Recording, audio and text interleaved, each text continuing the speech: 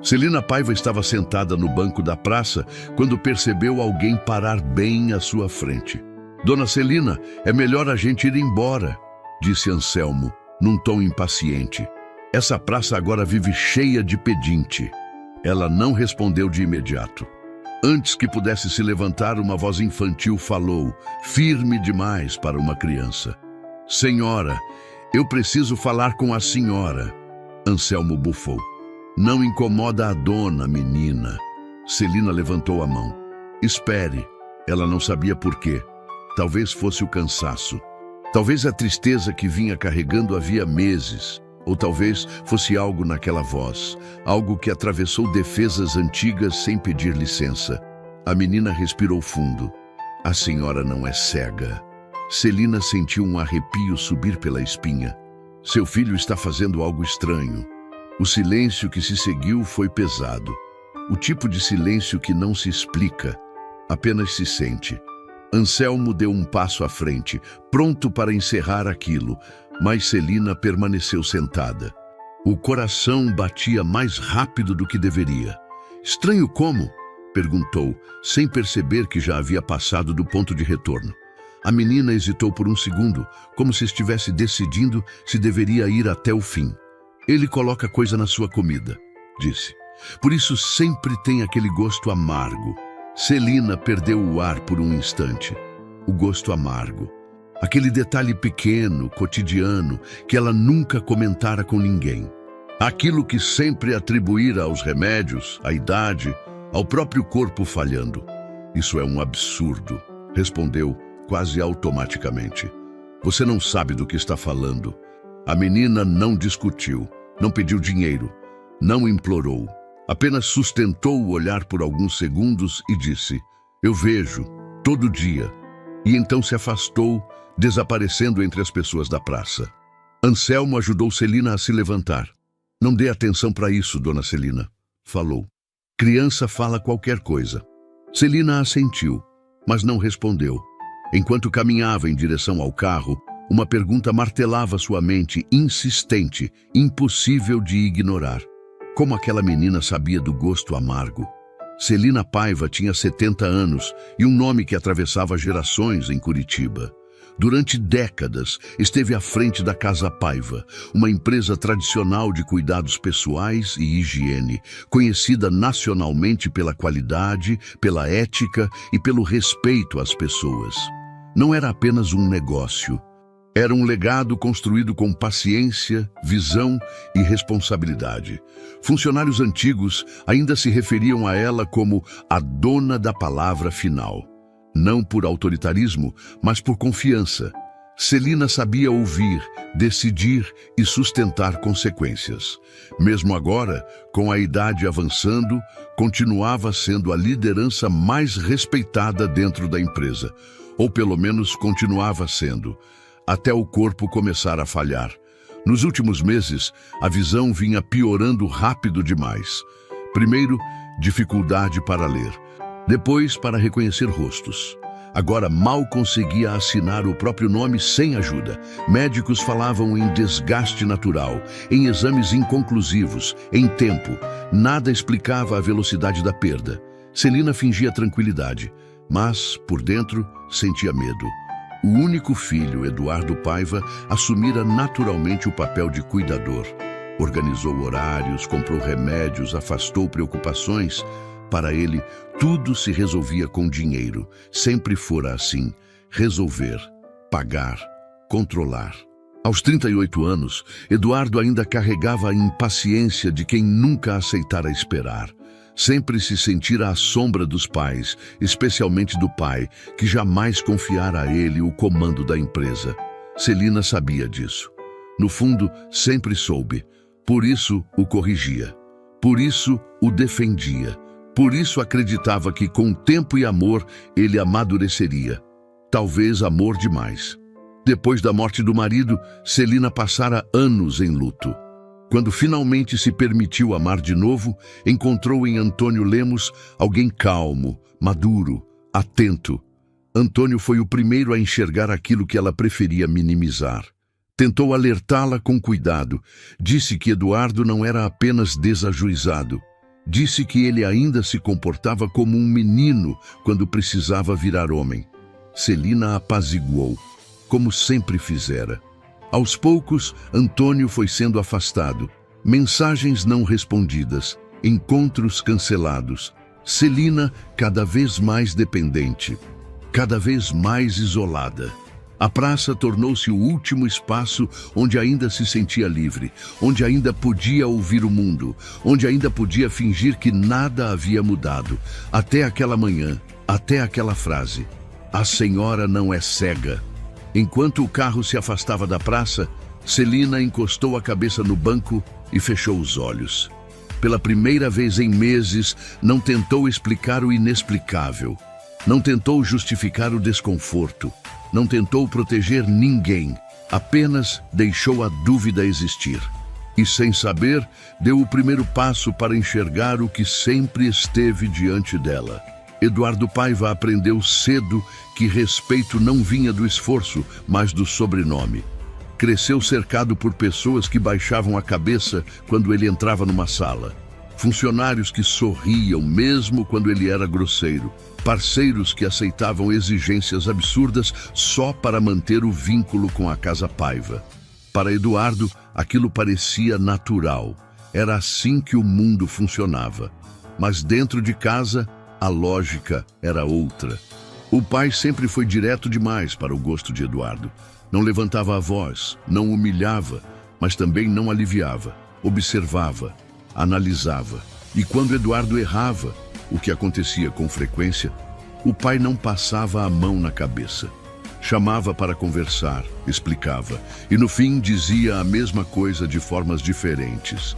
Ainda não estava pronto. Ainda não tinha maturidade, ainda não podia assumir responsabilidades maiores. Eduardo odiava aquele ainda. Quando o pai morreu, ele acreditou que tudo mudaria.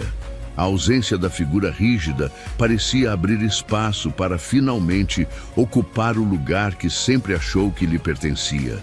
Mas não foi o que aconteceu. Celina continuou à frente da empresa. Não por teimosia, mas por necessidade. Ela via o que o marido via, talvez não com a mesma dureza, mas com a mesma clareza. Eduardo participava das reuniões, dava opiniões, sugeria mudanças. Algumas eram boas, muitas eram impacientes demais.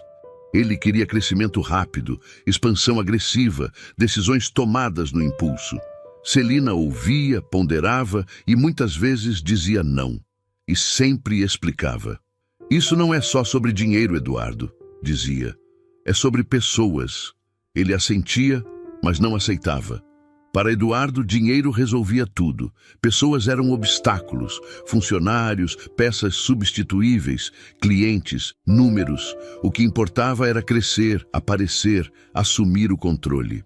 E toda vez que Celina o corrigia, especialmente na frente de outros, algo se acumulava dentro dele. Não era apenas frustração, era humilhação. A sensação constante de ser tratado como um menino quando se via como um homem pronto. Com o tempo, a grosseria dele deixou de ser disfarçada. Funcionários mais antigos começaram a evitar contato direto. Os mais novos aprendiam rápido. Com Eduardo, o erro não era tolerado. Ele falava alto, interrompia, menosprezava. Celina, sempre que presenciava, chamava a atenção. Não é assim que se fala com as pessoas, dizia. Aqui ninguém é descartável. Eduardo engolia seco. Esperava a conversa terminar. Depois se afastava em silêncio. Nunca discutia com a mãe. Nunca levantava a voz para ela. Guardava tudo. A relação entre os dois era marcada por esse paradoxo estranho. Celina era carinhosa, presente, atenta. Sempre foi. Nunca deixou faltar amor, cuidado ou correção. Não era uma mãe permissiva, mas acreditava, profundamente, que orientação constante moldaria caráter. Eduardo, por outro lado, nunca questionou o amor da mãe. Sabia que era amado. O problema nunca foi esse. O problema era não se sentir admirado. Nunca se sentiu digno do lugar que desejava ocupar. Quando Celina começou a apresentar sinais de fragilidade, algo mudou dentro dele. No início, foi quase imperceptível. Pequenos esquecimentos, dificuldade para ler documentos, comentários sobre cansaço. Eduardo observava tudo com atenção excessiva, não por preocupação apenas, mas por cálculo. Ele passou a se oferecer para ajudar com mais frequência, resolver coisas simples, organizar compromissos. "Deixa que eu vejo isso para você", dizia. Celina aceitava, aliviada. Afinal, era o filho, sempre fora. O controle veio aos poucos, como tudo que Eduardo fazia, nada brusco. Nada que despertasse desconfiança imediata. Apenas substituições silenciosas. Pessoas que antes falavam direto com Celina passaram a falar com ele. Decisões que antes eram discutidas viraram comunicados prontos. E sempre havia uma justificativa razoável. "Você anda cansada. Isso é coisa pequena.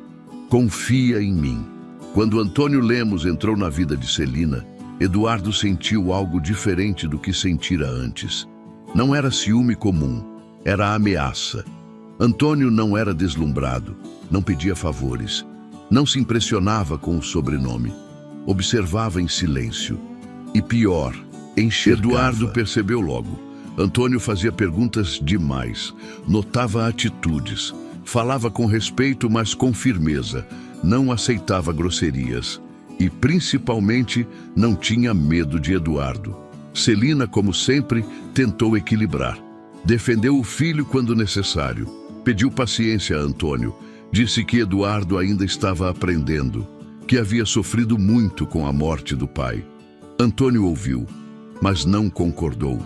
"Ele não é um menino, Celina", disse uma vez.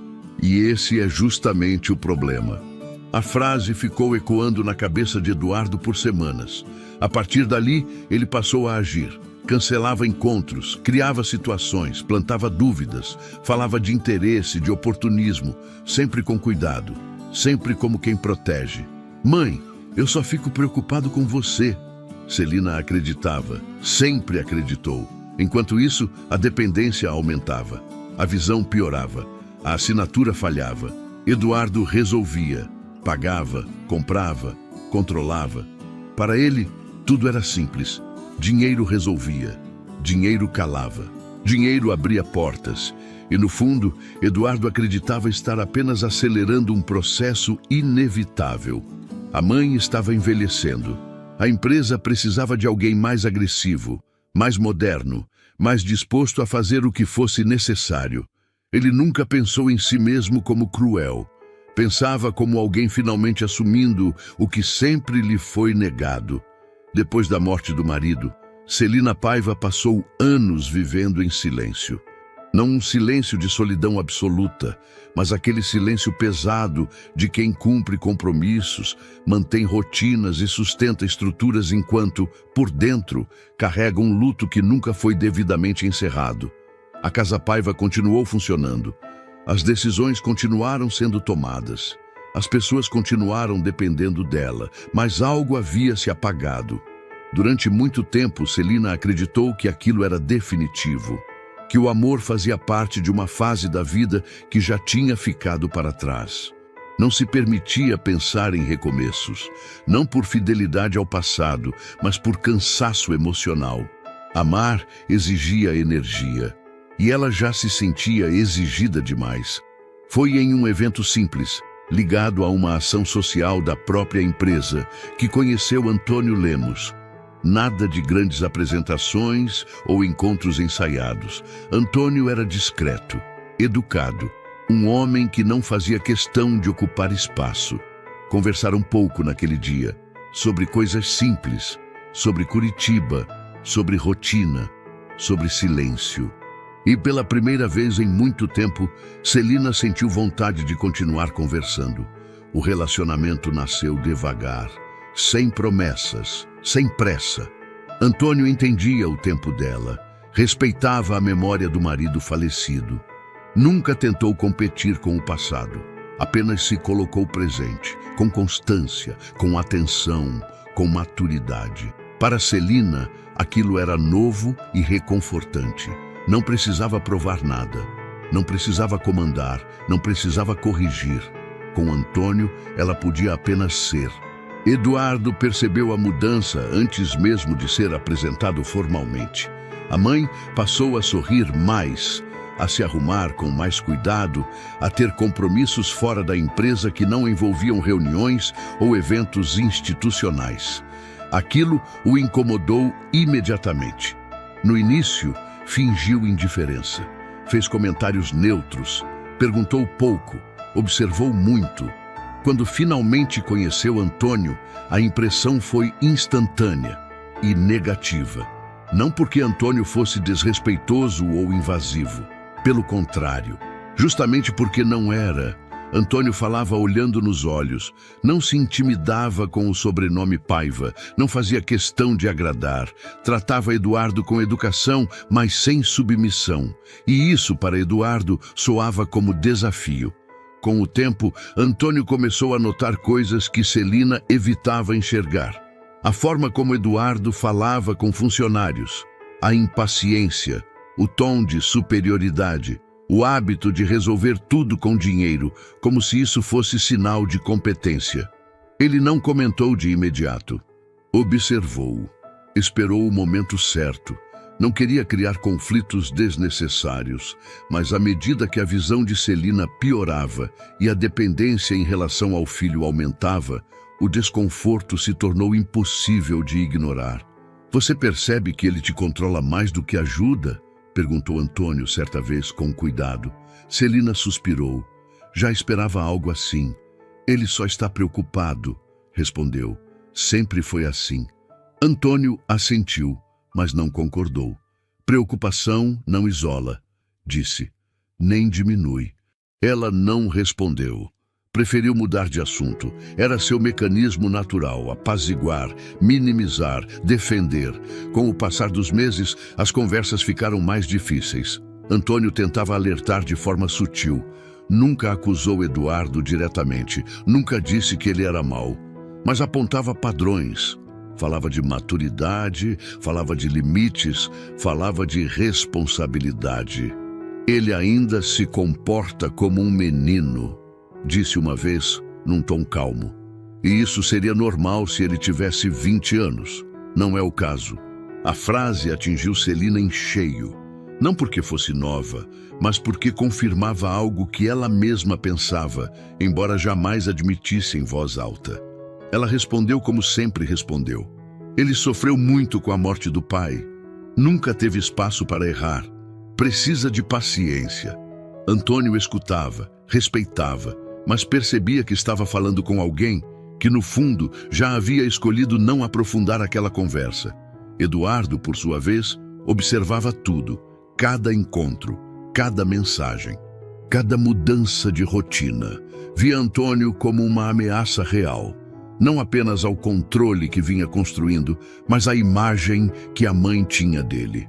Antônio enxergava demais. A estratégia para afastá-lo não foi agressiva. Não houve confrontos diretos. Eduardo era inteligente o suficiente para saber que isso despertaria resistência. Ele preferiu o caminho silencioso. Cancelava compromissos da mãe por cuidado. Dizia que ela estava cansada, que não era bom sair tanto, que precisava descansar. Mensagens deixaram de ser respondidas. Telefonemas ficaram sem retorno. Quando Antônio questionava, Celina justificava. "Ando cansada. A visão está pior. Depois a gente se vê." Antônio insistiu algumas vezes. Depois começou a se afastar. Não por falta de sentimento, mas por respeito. Não queria ser mais uma imposição na vida dela. E, principalmente, não queria brigar com um filho por um amor que ainda estava se reconstruindo. Aos poucos, Celina foi ficando mais sozinha do que percebia. Amigos se afastaram. Contatos diminuíram, a casa ficou silenciosa demais. Eduardo estava sempre presente, sempre resolvendo, sempre dizendo o que era melhor, e Celina permitia, porque amava, porque confiava, porque acreditava que proteger era amar. A praça, naquele contexto, tornou-se o último refúgio. O único lugar onde Eduardo não controlava cada passo. Onde ela ainda podia sentar, ouvir vozes, sentir o mundo acontecer sem intermediação. Foi ali que Júlia apareceu. Foi ali que a verdade começou a atravessar o silêncio. E tudo aquilo que Antônio tentara dizer, com cuidado e respeito, começou a ganhar um novo peso dentro de Celina. Celina Paiva sempre foi uma mulher atenta aos detalhes. Durante décadas, foi justamente essa atenção que manteve a Casa Paiva sólida, respeitada e humana. Ela enxergava além dos números, enxergava pessoas, intenções, riscos. Por isso, quando começou a sentir que algo estava fora do lugar, a sensação não veio como surpresa, mas como incômodo. A perda da visão não foi repentina. Veio em camadas. Primeiro, as letras pequenas nos relatórios passaram a cansar os olhos. Depois, documentos precisaram ser lidos com mais luz. Em pouco tempo, Celina já não conseguia distinguir rostos a certa distância. Tudo parecia um pouco borrado, um pouco fora de foco. Os médicos falavam em desgaste natural, em idade, em exames que não apontavam nada conclusivo. Celina aceitava as explicações. Não porque estivesse convencida, mas porque não queria lutar contra mais uma coisa. Já tinha enfrentado perdas suficientes. Preferia acreditar que aquilo fazia parte do processo natural da vida. O que ela não percebia era que, junto com a visão, algo mais estava sendo retirado dela. O gosto amargo começou de forma discreta. Um leve desconforto após as refeições. Um sabor estranho que permanecia na boca mesmo depois de beber água. Celina comentou uma vez com Eduardo, quase como quem fala de algo sem importância. Ele respondeu rápido, com naturalidade. Deve ser efeito dos remédios, mãe. Isso é normal. Ela aceitou. Sempre aceitou.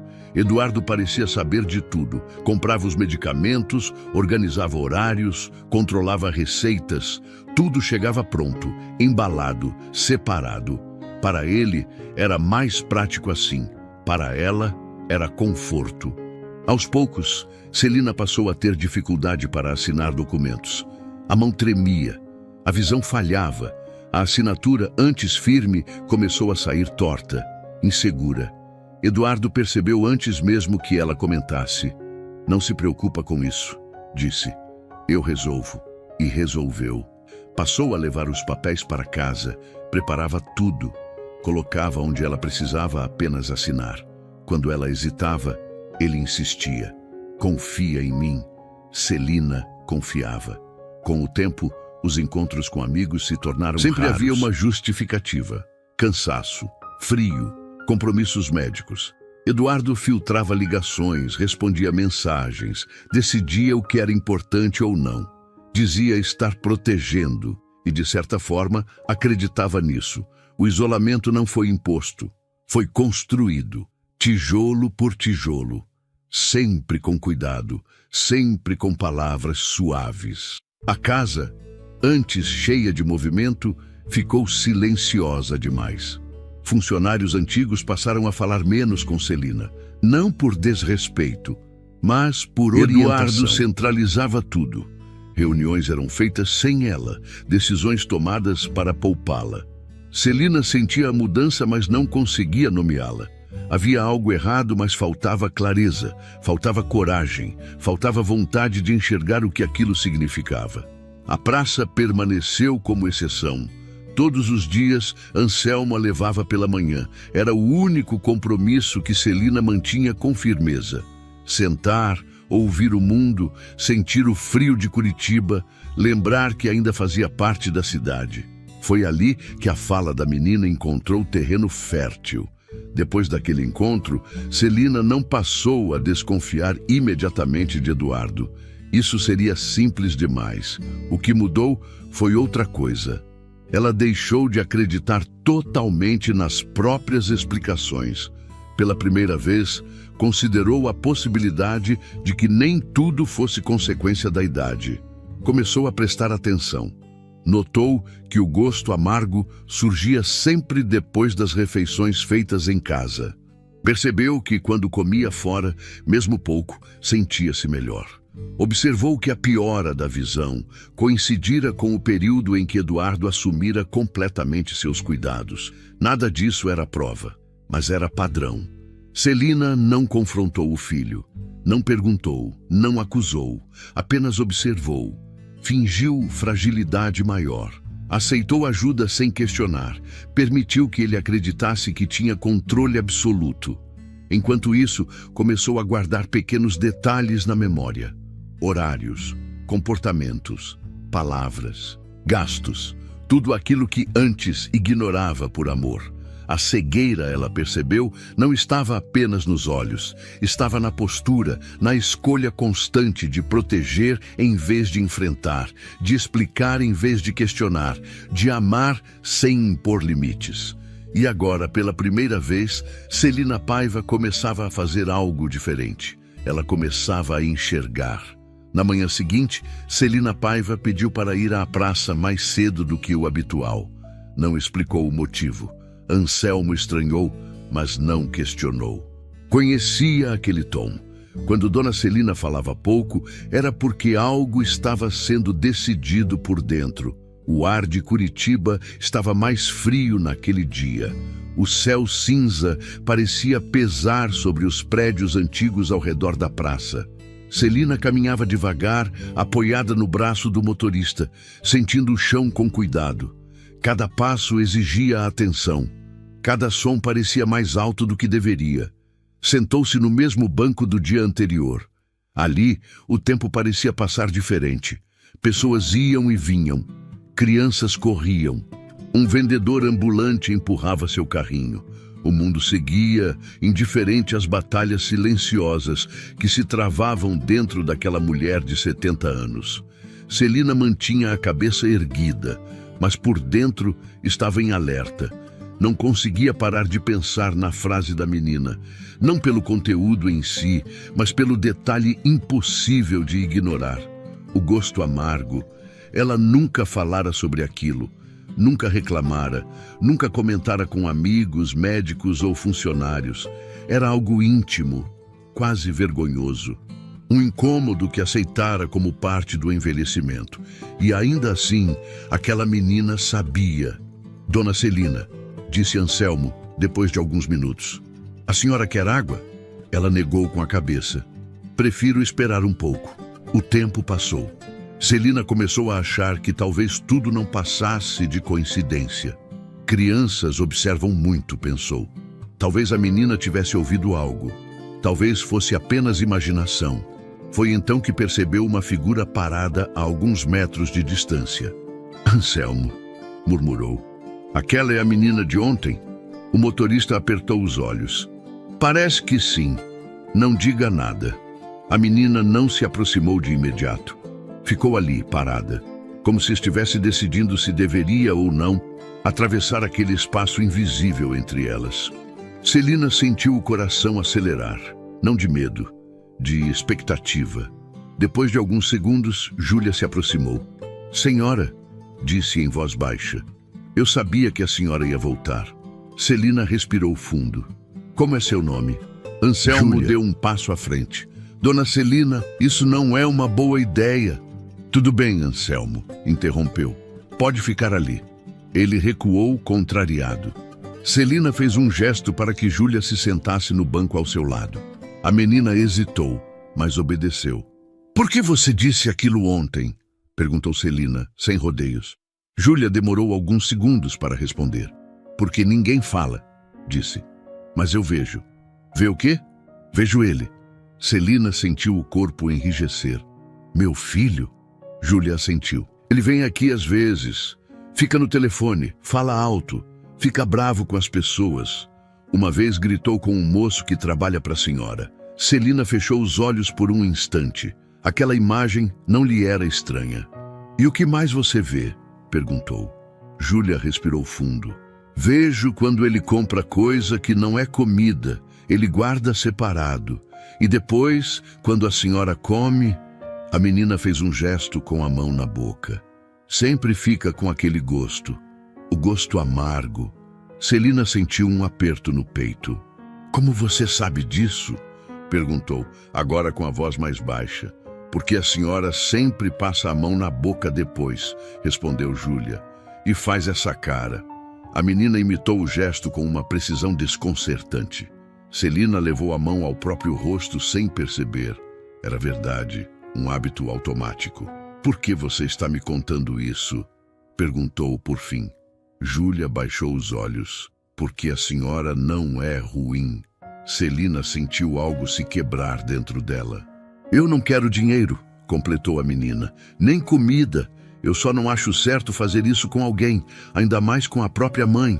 O silêncio se instalou entre as duas, um silêncio diferente do dia anterior, mais pesado, mais real. Você tem medo dele? Perguntou Celina. Júlia assentiu. Um pouco, mas tenho mais medo de ficar quieta. Celina respirou fundo. Sentiu o peso dos anos, das escolhas, das defesas que construiu para não sofrer. Júlia disse com cuidado. Eu não posso acusar meu filho sem provas. Eu sei, respondeu a menina. Por isso só pedi para a senhora prestar atenção. Celina assentiu lentamente. Você pode me dizer mais alguma coisa? Júlia pensou por um instante. Ele sempre fala que resolve tudo com dinheiro. A frase caiu como um golpe certeiro. Celina conhecia bem aquele discurso. Obrigada por me contar, disse com sinceridade. Júlia se levantou. A senhora vai ficar bem, disse antes de se afastar. Só não deixa ele decidir tudo sozinho. A menina se misturou à multidão da praça, como se nunca tivesse estado ali. Anselmo se aproximou imediatamente. Dona Celina, a senhora está bem? Ela assentiu. Estou, respondeu. E não estou. Enquanto o motorista a ajudava a levantar, Celina tomou uma decisão silenciosa. Não confrontaria Eduardo. Não perguntaria nada. Não demonstraria desconfiança. Faria algo muito mais difícil. Observaria. E pela primeira vez em muito tempo, deixaria de proteger o filho de todas as consequências. Celina Paiva voltou para casa naquela manhã sem dizer uma única palavra sobre a praça.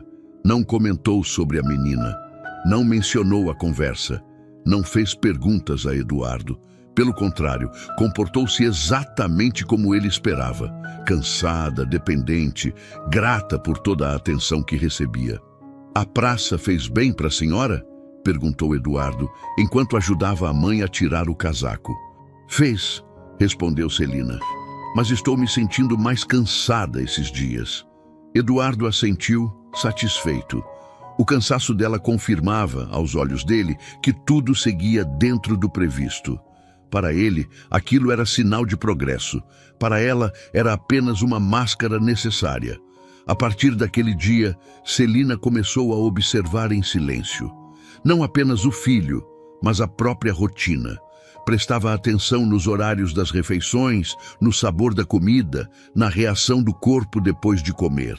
Percebia como a visão parecia piorar sempre após certos pratos.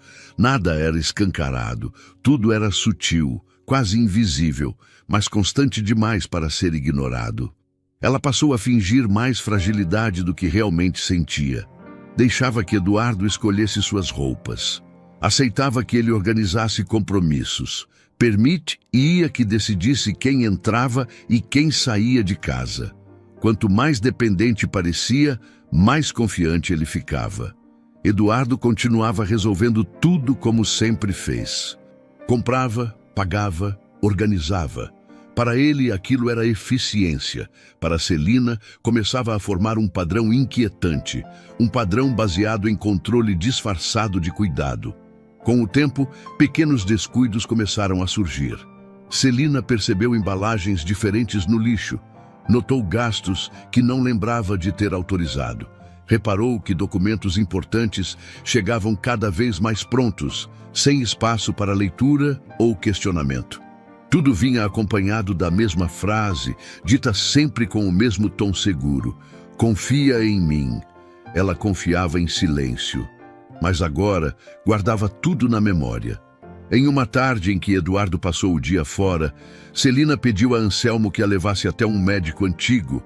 alguém que conhecia sua história havia muitos anos. Não explicou o motivo. Apenas pediu descrição absoluta. Quero fazer alguns exames, disse, sem comentar com ninguém. O médico estranhou, mas concordou.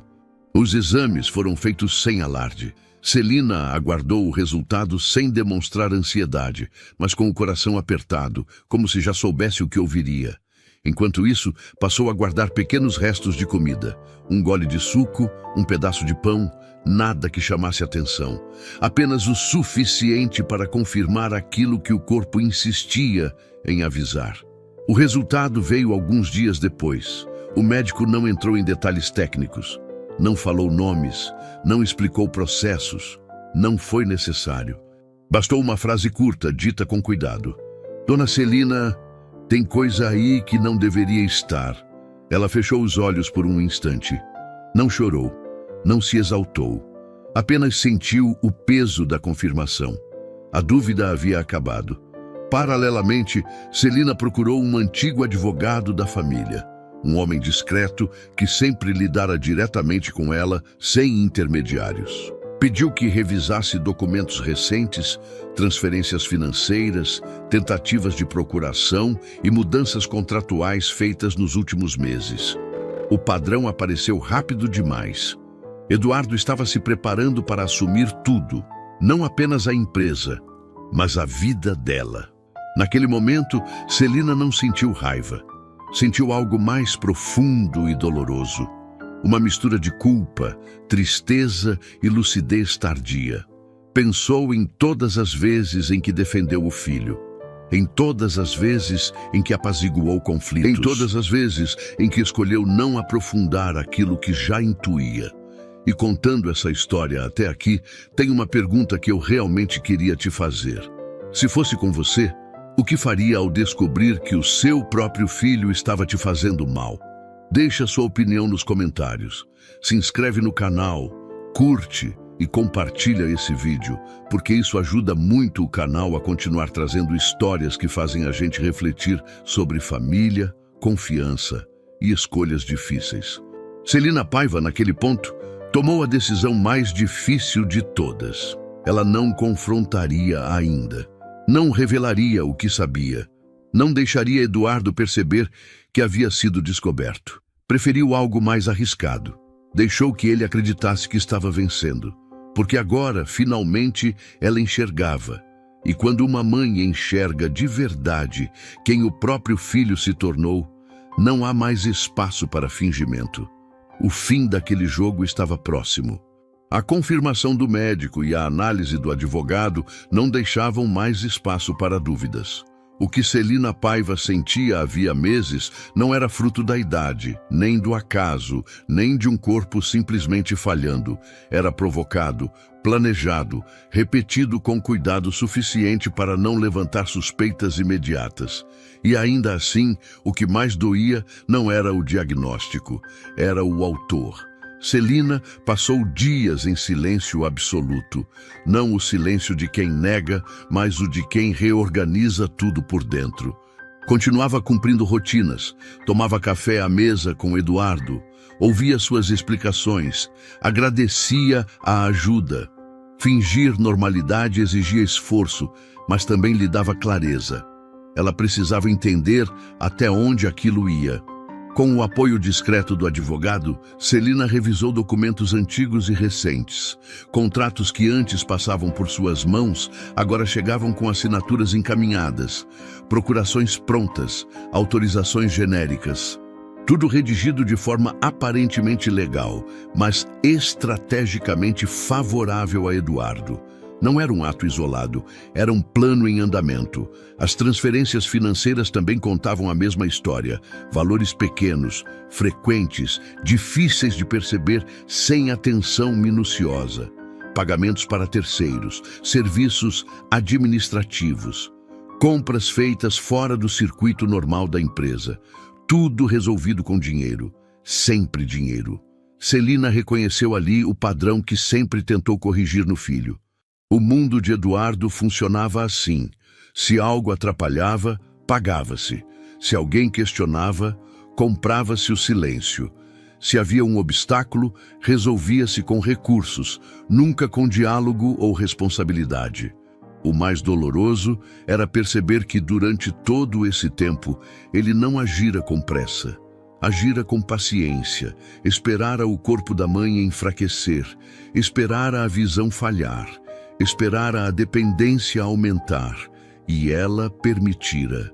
A lembrança de Antônio Lemos voltou com força.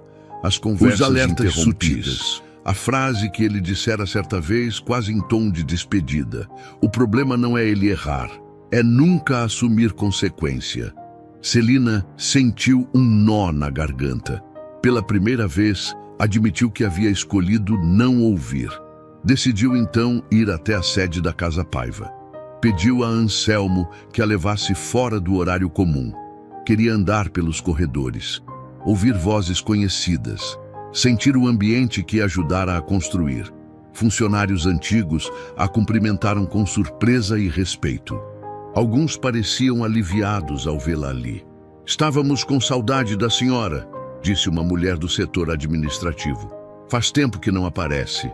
Celina sorriu, mas o comentário a atingiu mais do que deveria. Ela pediu para rever relatórios antigos. Pediu acesso direto, sem intermediários. Alguns funcionários hesitaram. Outros obedeceram imediatamente.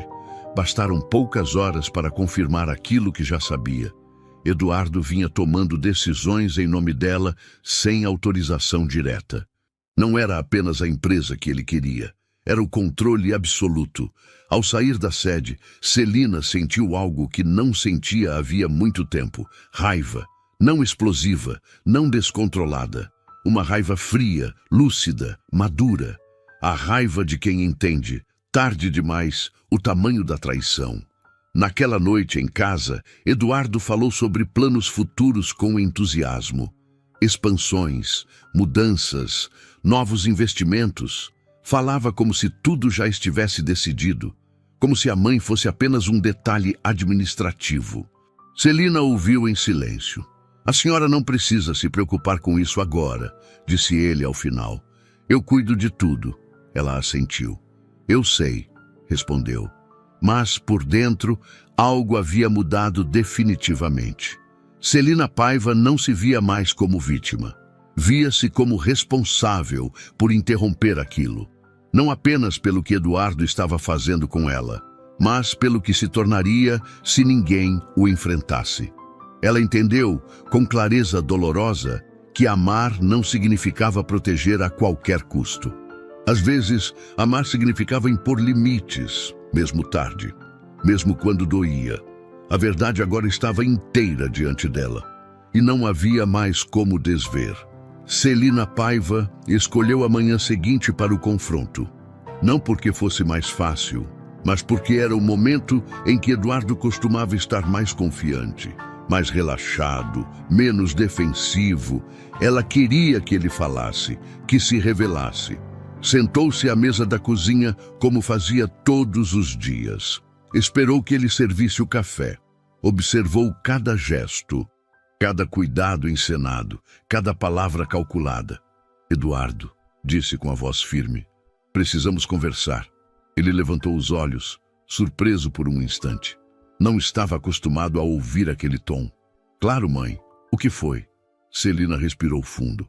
"Eu sei o que você está fazendo." O silêncio caiu pesado entre os dois. Eduardo tentou sorrir. "Não sei do que a senhora está falando." "Sabe sim", respondeu ela. "Sei da comida, sei dos documentos, sei do dinheiro, sei de tudo." Por um segundo, o controle dele vacilou. Não gritou, não negou com veemência, apenas fechou o rosto. "A senhora anda muito sensível", disse. "Isso é confusão da sua cabeça." Celina apoiou as mãos na mesa.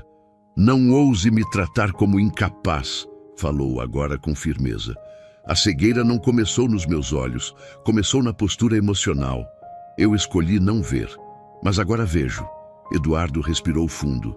O tom mudou. "Eu fiz isso pelo seu bem", disse. "A senhora não percebe o quanto está frágil. Alguém precisava assumir." "Assumir não é envenenar", respondeu Celina. A palavra caiu como uma lâmina. Eduardo levantou-se abruptamente. Eu sempre fui deixado de lado, explodiu. Sempre tratado como um menino. O pai nunca confiou em mim. A senhora nunca confiou em mim. Eu só fiz o que precisava ser feito. Celina sentiu o peso daquelas palavras, mas não recuou. Você foi amado, disse. Corrigido, protegido, mas nunca quis crescer. Preferiu controlar. Eduardo riu, amargo. Amor não paga contas. Amor não sustenta império. Sustentou este por décadas, rebateu Celina, sem precisar destruir ninguém. Ele se aproximou. A senhora ia perder tudo, disse. Eu só acelerei o inevitável. Celina o encarou. O inevitável não é a velhice, respondeu. É a consequência das escolhas. O confronto terminou ali.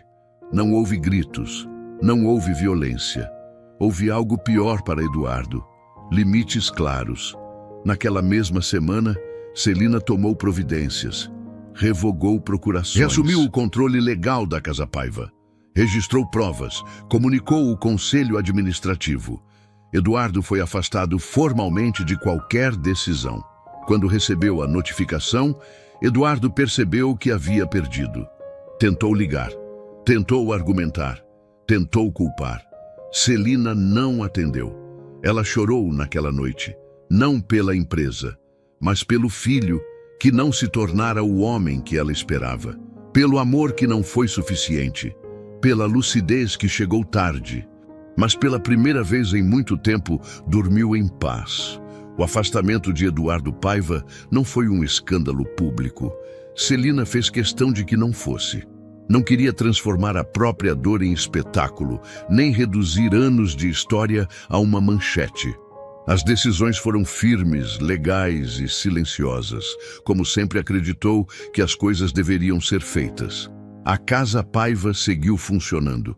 Funcionários antigos sentiram alívio. Alguns nunca haviam tido coragem de falar, mas sempre souberam. Outros ainda tentavam entender como tudo chegara àquele ponto. Celina não se explicou. Apenas reassumiu o lugar que nunca deveria ter sido tomado dela. Com o passar das semanas, a saúde começou a responder.